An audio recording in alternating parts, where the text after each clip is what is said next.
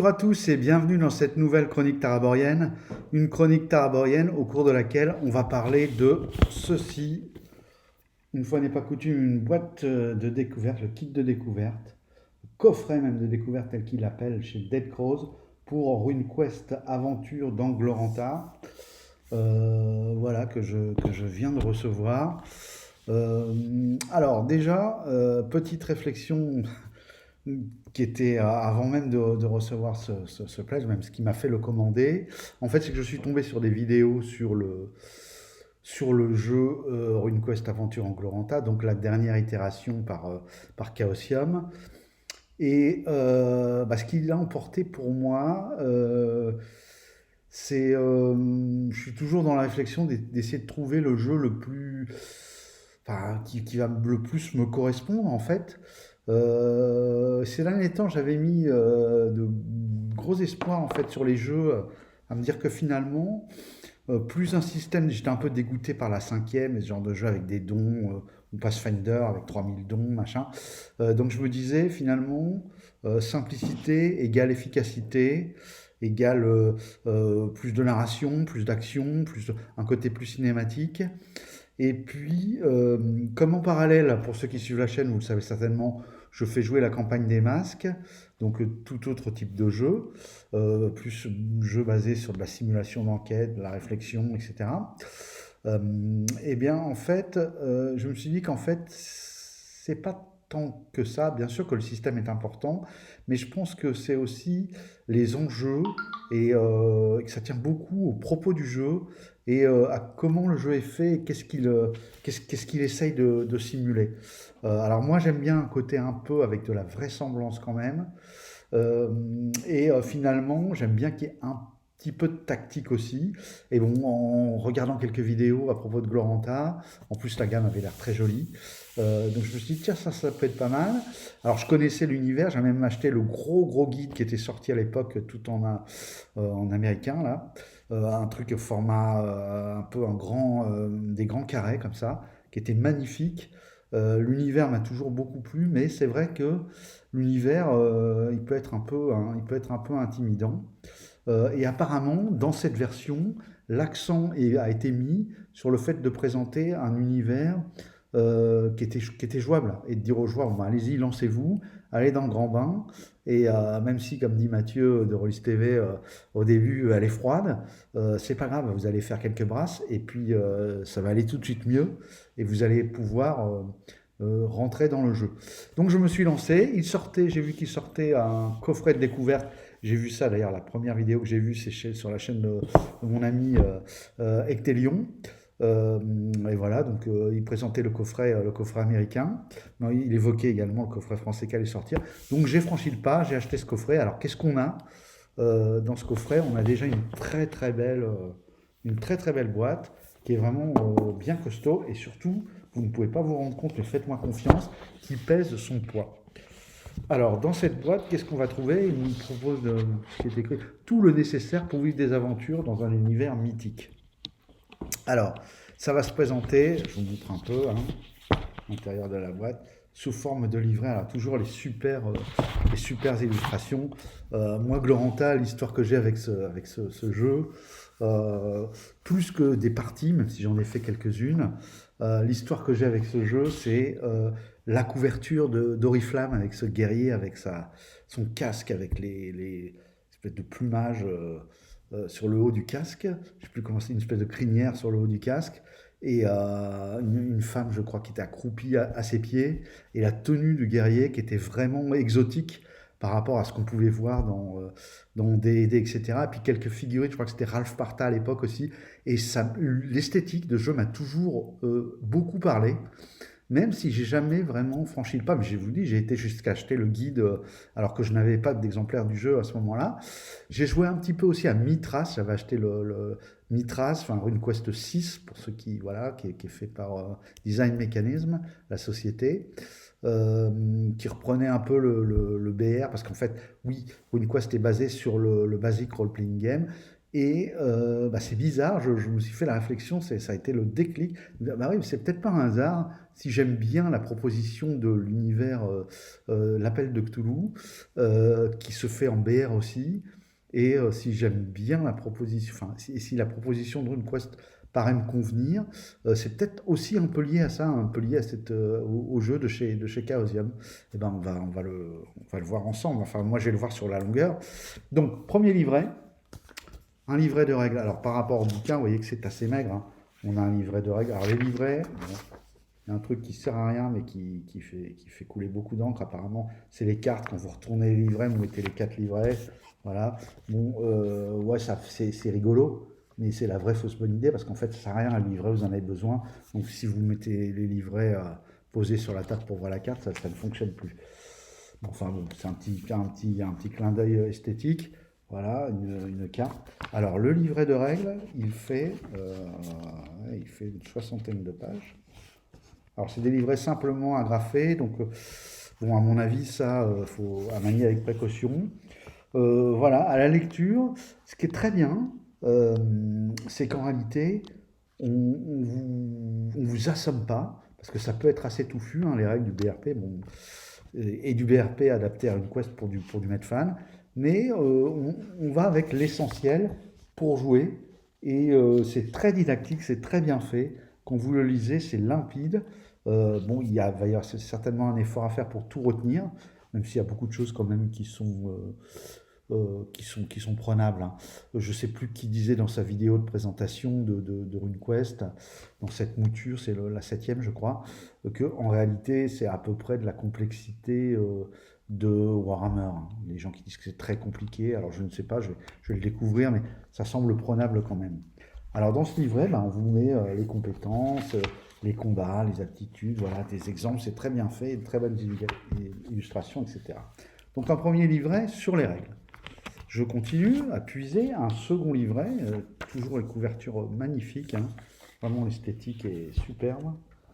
Un second livret où on va être, je crois, autour d'une soixantaine de pages.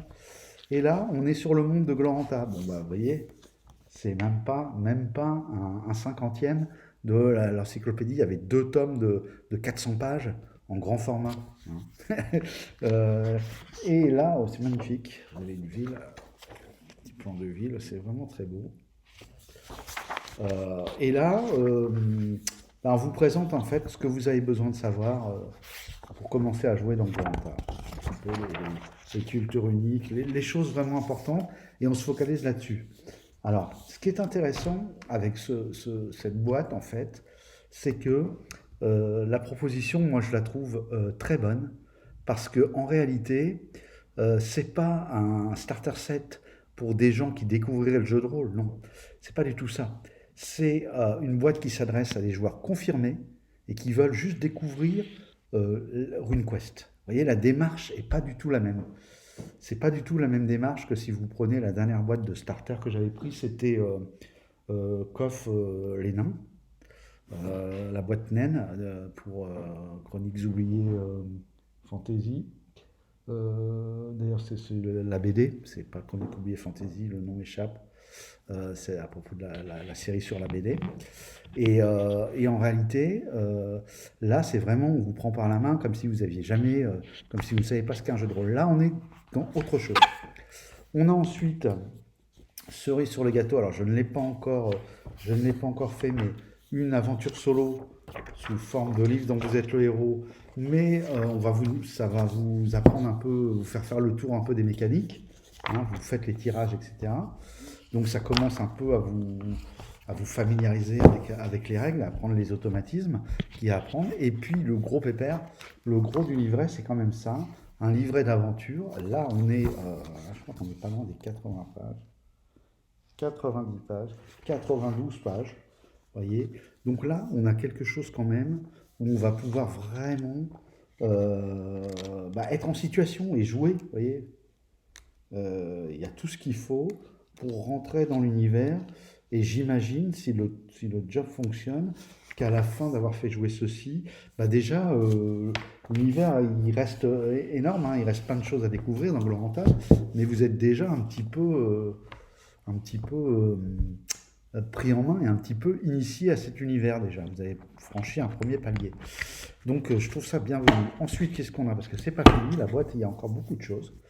On a, alors ça j'adore, je trouve que ça me manque dans trop de jeux. Moi qui suis maître de jeu, je suis obligé de les faire moi-même en découpant des trucs, photocopie couleur, ça me coûte un bras.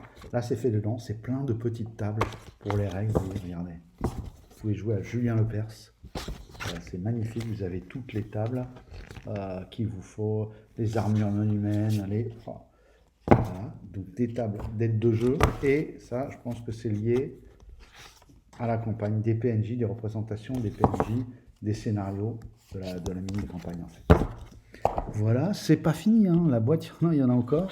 Franchement, on est loin du compte. On a ce cadre, alors je vais essayer de ne pas spoiler. Je pense que c'est une caverne, donc je vais vous la montrer, mais très rapidement.